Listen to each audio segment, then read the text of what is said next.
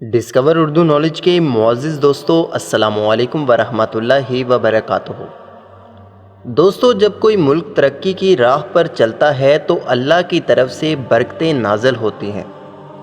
ملک ریاض جیسے مگرمچھ، خورشید شاہ جیسے مگرمچھ، رانا ثناءاللہ جیسے منشیات فروش، آصف زرداری جیسے گنڈے اور بدماشوں کا اگر احتساب ہو رہا ہو اور ایک کیلے بیچنے والے کو بھی انصاف ملنے لگے تو سمجھ لو وہاں انصاف اور قانون کی پاسداری ہونا شروع ہو گئی ہے، تو سمجھ لیں ملک ترقی کر رہا ہے۔ جب انصاف قائم ہوتا ہے تو اللہ کی طرف سے رحمتیں اور برکتیں نازل ہوتی ہیں اور زمین کو حکم ہوتا ہے کہ وہ اپنے تمام خزانے ظاہر کر دے۔ اسی چیز کو مد نظر رکھتے ہوئے گوگل کے مارکیٹنگ ہیڈ نے ایک زبردست بلکہ بہت زبردست پوسٹ کی ہے، جس کا کریڈٹ ہماری عدلیہ، فوج اور عمران خان کو جاتا ہے اور پاکستان کے گمنام ہیروز کو بھی جاتا ہے، جنہوں نے ملک کو ترقی کی راہ پر گامزن کر دیا ہے۔ ہم کبھی بھی اپنے شہیدوں کو نہیں بھول سکتے، جنہوں نے امن قائم کرنے کے لیے اپنی جانوں کا نذرانہ پیش کیا۔ دوستو، گوگل کے مارکیٹنگ ہیڈ نے 5 پوائنٹ پاکستان کے بارے میں بتائے ہیں کہ اب پاکستان کو کوئی بھی ترقی کرنے سے نہیں روک سکتا۔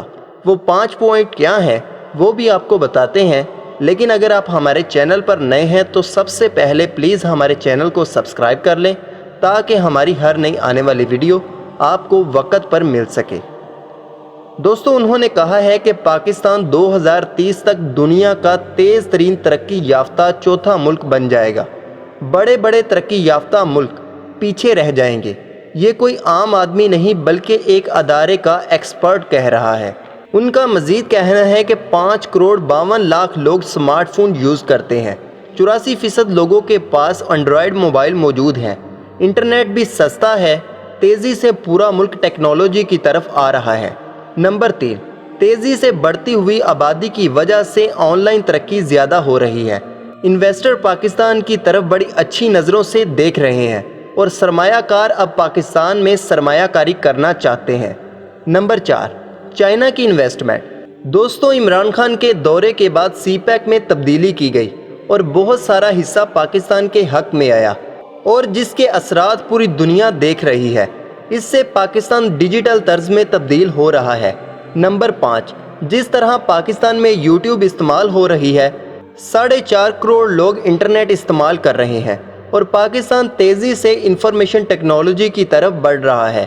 دوستو، اب پاکستان کو کوئی بیوقوف نہیں بنا سکتا، صحافی ہو یا سیاستدان، اب عوام کی ہر ایک پر نظر ہے۔ تو دوستو، امید کرتا ہوں کہ آج یہ چھوٹی سی کوشش آپ کے علم میں اضافے کا سبب ضرور بنی ہوگی۔ چینل کو سبسکرائب کریں، ویڈیو پسند آنے کی صورت میں لائک کریں۔ اپنا خیال رکھیں۔ اللہ حافظ، اللہ نگہبان۔